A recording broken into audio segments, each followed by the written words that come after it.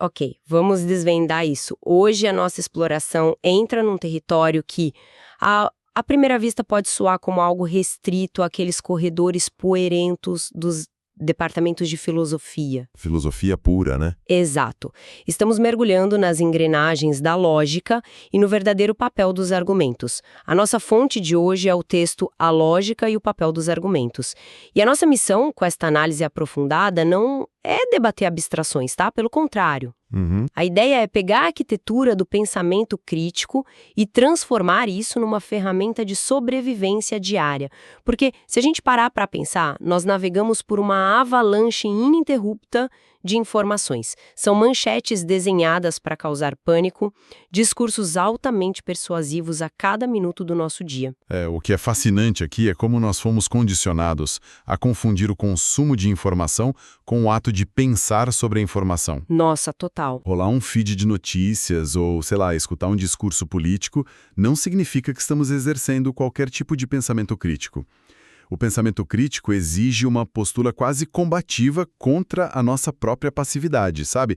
É o processo intencional de questionar a origem, a estrutura e a validade daquelas mensagens que tentam moldar nossa visão de mundo. Sim.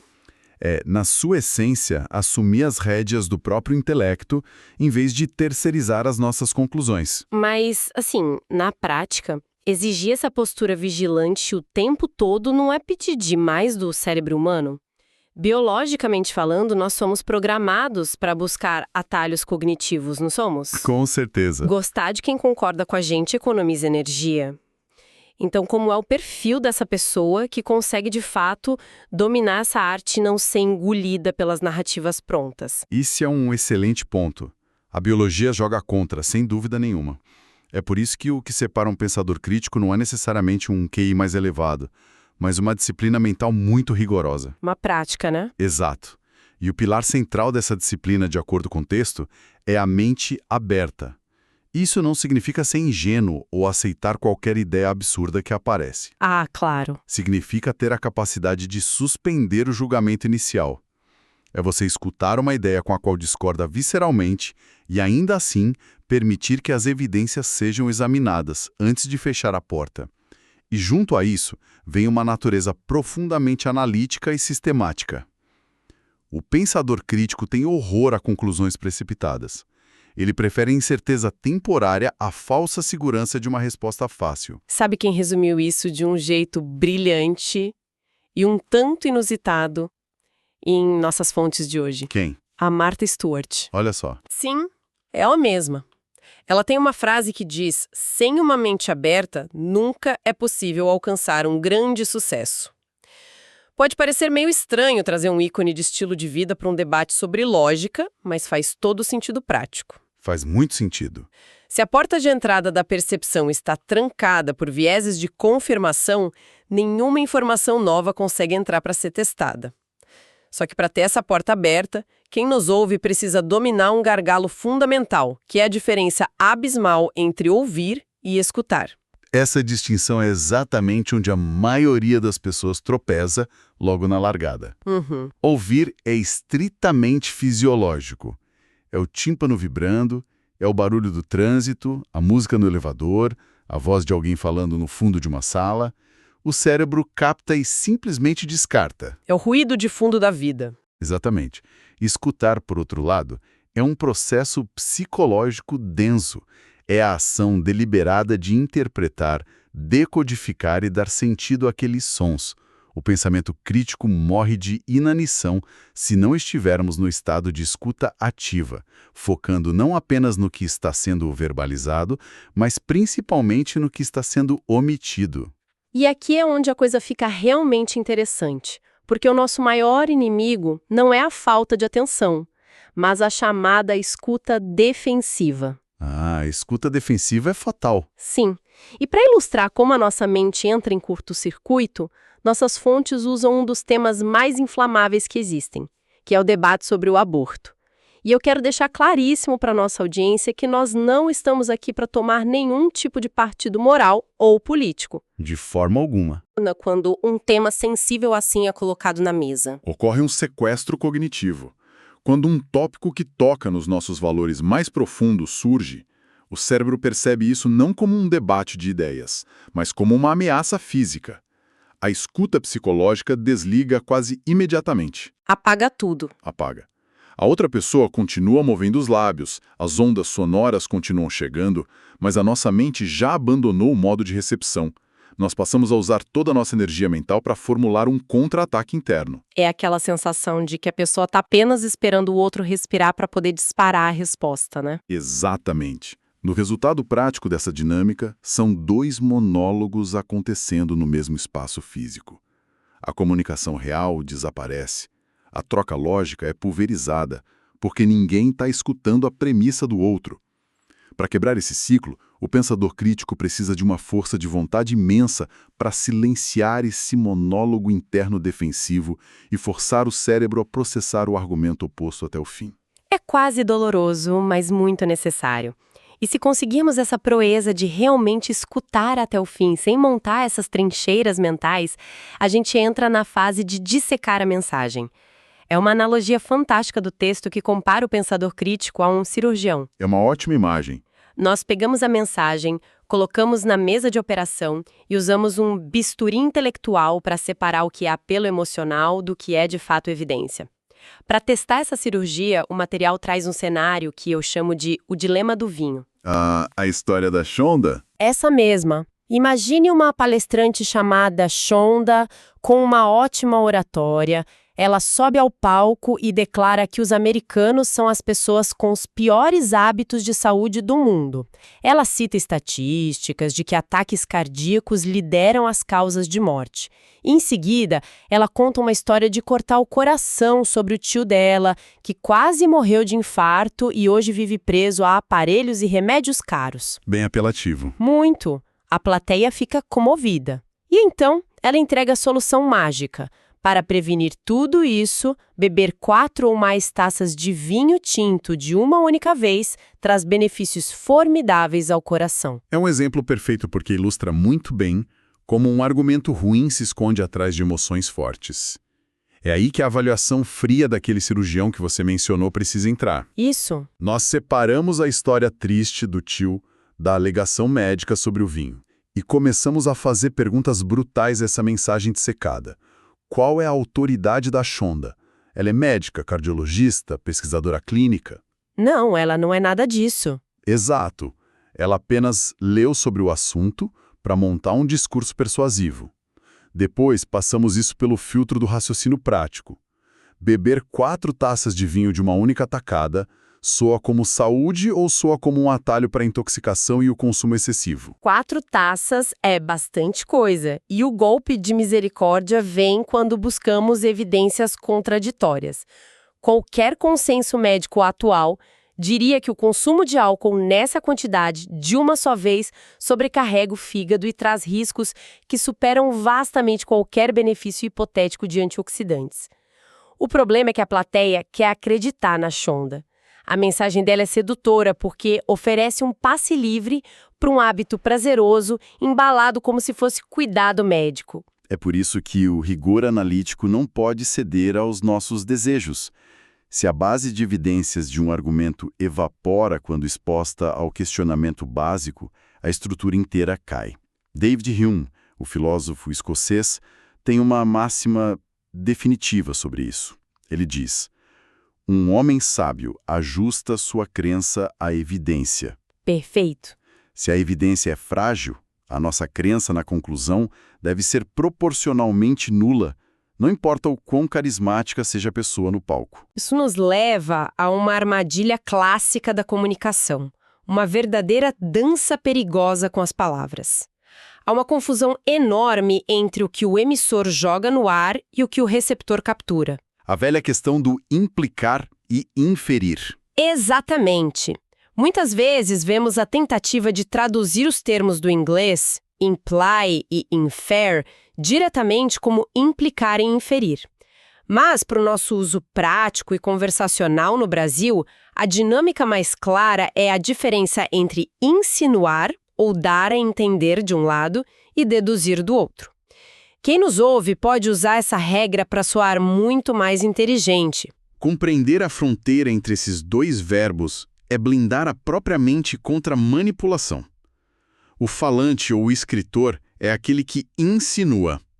Ele constrói a frase de forma a sugerir uma ideia sem assumir a responsabilidade de dizê-la com todas as letras. Voltando à nossa palestrante, a Shonda nunca disse explicitamente "encham a cara de vinho esta noite". Se ela dissesse isso, soaria irresponsável na hora. Exato.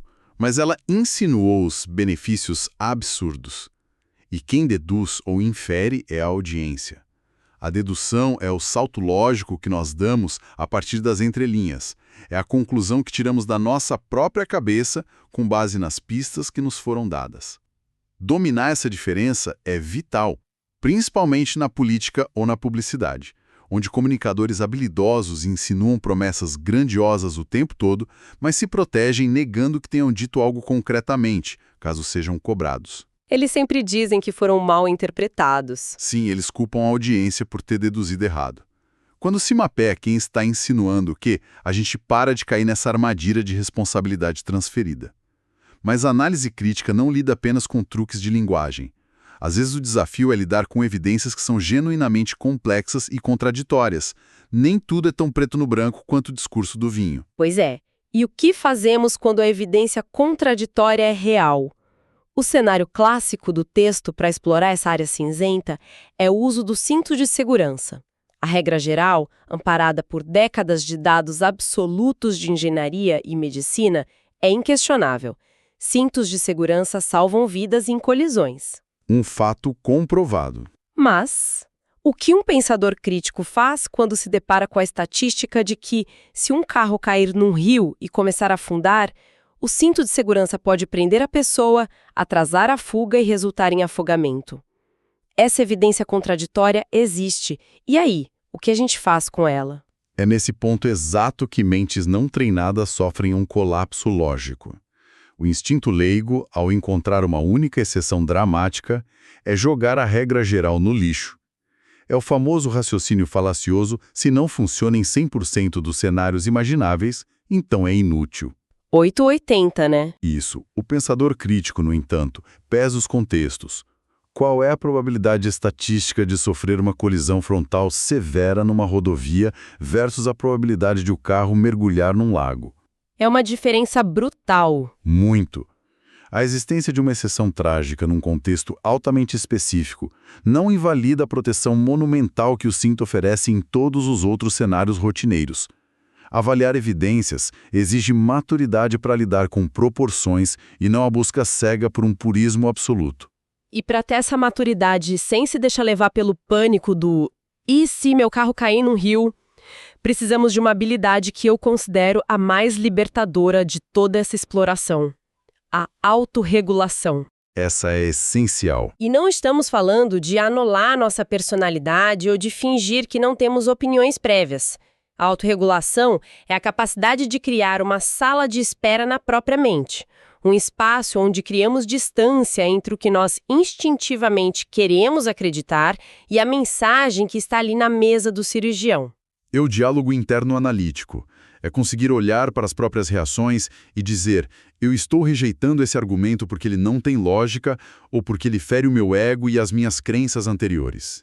Nossos vieses sempre vão existir, mas a autorregulação impede que eles sejam os únicos juízes da informação. Como Platão observou sabiamente, quando a mente está pensando, ela está conversando consigo mesma. Esse monitoramento constante dos próprios impulsos é o ápice do pensamento crítico. E é fascinante como nós tendemos a achar que essa arquitetura formal de avaliação de premissas e vieses se aplica apenas a debates acadêmicos de alto nível. Mas a verdade é que essa mesma estrutura dita aquela clássica disputa territorial sobre quem tira o lixo ou limpa a casa. A batalha do cotidiano. Sim. A lógica é implacável, seja no Senado romano ou na porta do banheiro de casa. Sem dúvida. O uso cotidiano da palavra argumento geralmente invoca a imagem de pessoas gritando, rostos vermelhos, portas batendo. Mas na mecânica da lógica, um argumento não tem nada a ver com o volume da voz ou a raiva envolvida. Nada a ver. Um argumento é apenas um conjunto de premissas que fornecem base para uma conclusão. E nós podemos observar a pureza dessa mecânica em disputas super banais. O que nos leva à maravilhosa saga dos irmãos Sidney e Harrison, nas nossas fontes. É uma disputa trivial sobre quem tem o dever de limpar o banheiro na semana, mas que se desenrola como uma verdadeira audiência num tribunal. Essa história é ótima. O Harrison tenta construir um argumento para se livrar do trabalho. Ele propõe a seguinte estrutura: meninas por natureza são melhores e mais atenciosas na hora de limpar banheiros do que os meninos. A Sidney é uma menina, portanto a Sidney deve limpar o banheiro. Sob a lente do pensamento crítico, o Harrison tentou construir um silogismo clássico, uma dedução. A arquitetura formal até tenta fazer sentido, mas ela desaba fragorosamente logo na fundação. E por que desaba? Porque a premissa maior dele, meninas limpam melhor, não é um fato mensurável, não é uma lei da natureza, não é uma evidência. É uma suposição preguiçosa, um viés conveniente, travestido de fato. Quando a base de evidências de uma premissa é nula, a conclusão não tem como se sustentar no mundo real. Ele não convence ninguém. É um castelo de cartas. E aí, a Sidney faz o contra-ataque usando um método completamente diferente. Ela abandona as suposições e foca na realidade empírica. A estrutura dela é construída assim. A regra da casa estabelece que a limpeza do banheiro é alternada semanalmente entre nós.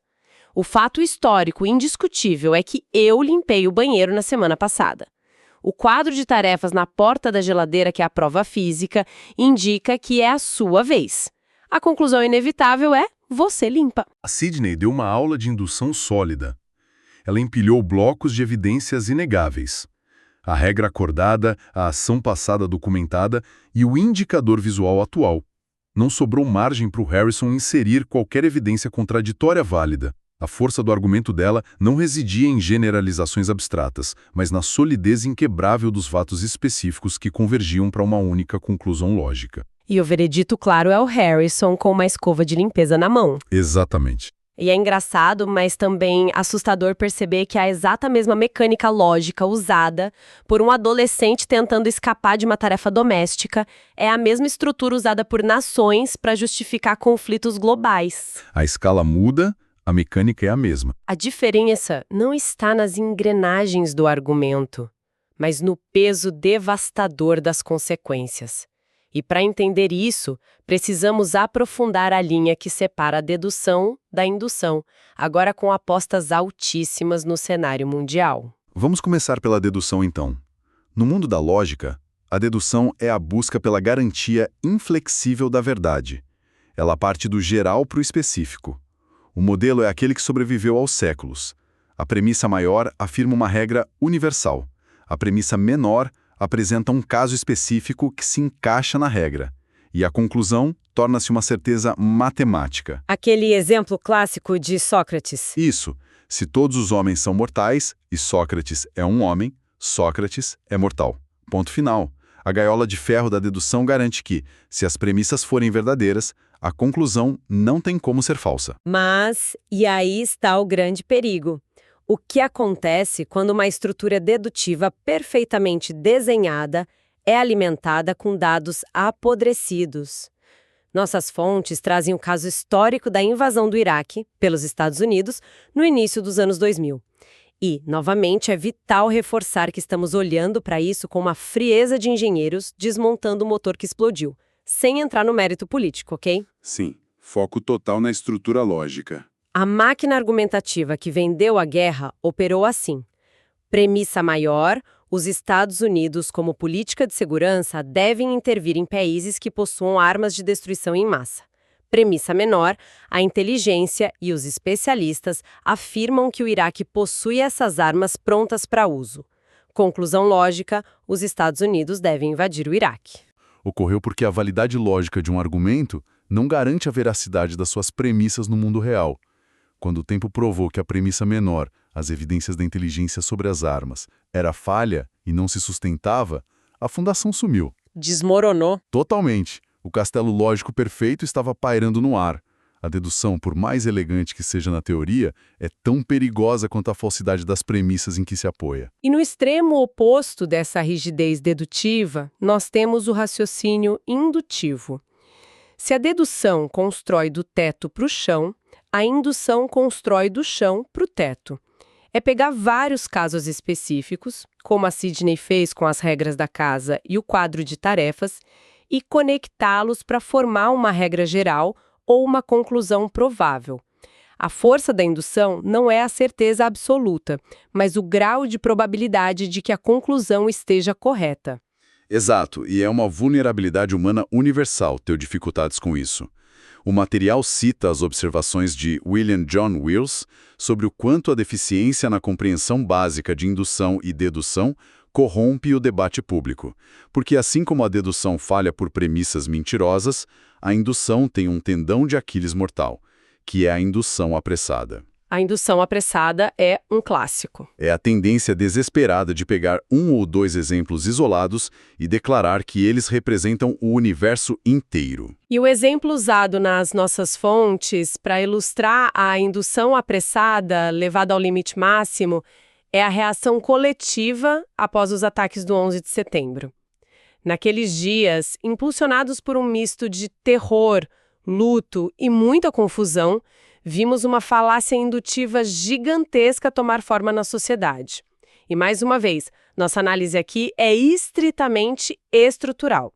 Com certeza, mantendo a lente analítica. O raciocínio falho operou em etapas simples e brutais. Os terroristas específicos que cometeram o atentado eram de origem muçulmana e árabe. Esses indivíduos específicos sentiam um ódio mortal pela América. O salto indutivo apressado e completamente irracional foi logo: todos os indivíduos de origem muçulmana ou árabe odeiam a América e são ameaças. É o abandono absoluto de tudo que falamos hoje. É a falência da escuta, a suspensão da autorregulação e a adoção de uma retórica hiperbólica motivada puramente por instintos de tribo e sobrevivência. Do ponto de vista analítico, o raciocínio indutivo fraco cai por terra com facilidade porque requer apenas um contra-exemplo. A existência de um único indivíduo dentro daquele grupo imenso que não se encaixa na descrição já destrói a conclusão geral. É uma lógica muito frágil. Muito. Mas no calor do pânico, as pessoas não procuram contra-exemplos. Elas procuram validação para os seus medos. É aí que a ausência do pensamento crítico se torna ativamente destrutiva para uma sociedade. Então, amarrando tudo isso, o que isso tudo significa para a nossa audiência que está nos acompanhando hoje, enquanto navega pelas redes sociais ou discute no jantar de família? Se conectarmos isso ao quadro maior, eu diria que dominar essas mecânicas nos tira do assento do passageiro. Boa. Nós deixamos de ser alvos passivos de manipulações estatísticas de palestrantes como a Shonda ou reféns de generalizações apressadas geradas pelo medo coletivo. E entender se o emissor está insinuando uma armadilha para que a gente deduza o que ele quer, avaliar a solidez de uma premissa antes de aceitar a conclusão e ter a frieza de se autorregular diante de emoções fortes. Tudo isso é empoderamento intelectual real. É a criação de um escudo mesmo. Aplicar essas ferramentas na caixa de ferramentas, como o texto sugere, não apenas evita que a gente seja conduzido como rebanho por argumentos defeituosos, mas também economiza uma quantidade imensurável de tempo e energia mental. A gente aprende a identificar rapidamente quando um argumento simplesmente não merece o nosso estresse e, como vimos, garante que saibamos construir uma defesa invulnerável quando tentarem jogar a limpeza da casa nas nossas costas. No fim das contas, a clareza lógica é a melhor forma de respeito próprio. Maravilhoso. Para encerrarmos o nosso tempo juntos nas ideias desse material fascinante, eu quero deixar um pensamento provocativo que vai além das páginas estruturadas da lógica e que a nossa audiência pode levar para refletir. Nós falamos intensamente sobre aquele instinto primitivo de erguer escudos e formular as nossas próprias respostas internamente enquanto as outras pessoas ainda estão falando. Aquele monólogo interno. Esse mesmo. Considerando o quão automático isso é na nossa biologia, pare um segundo e imagine o impacto histórico disso. Quantas ideias revolucionárias, quantas pontes de entendimento profundo, quantas soluções para conflitos deixaram de existir simplesmente porque nós, coletivamente, estávamos ocupados demais polindo as nossas próximas palavras, em vez de realmente escutar a sabedoria que estava sendo oferecida do outro lado da mesa. É um exercício brutal de humildade tentar apenas escutar amanhã. Foi sensacional desbravar essa arquitetura do pensamento com todo mundo que acompanha a gente. Um grande abraço, continuem questionando as premissas e até a próxima análise aprofundada.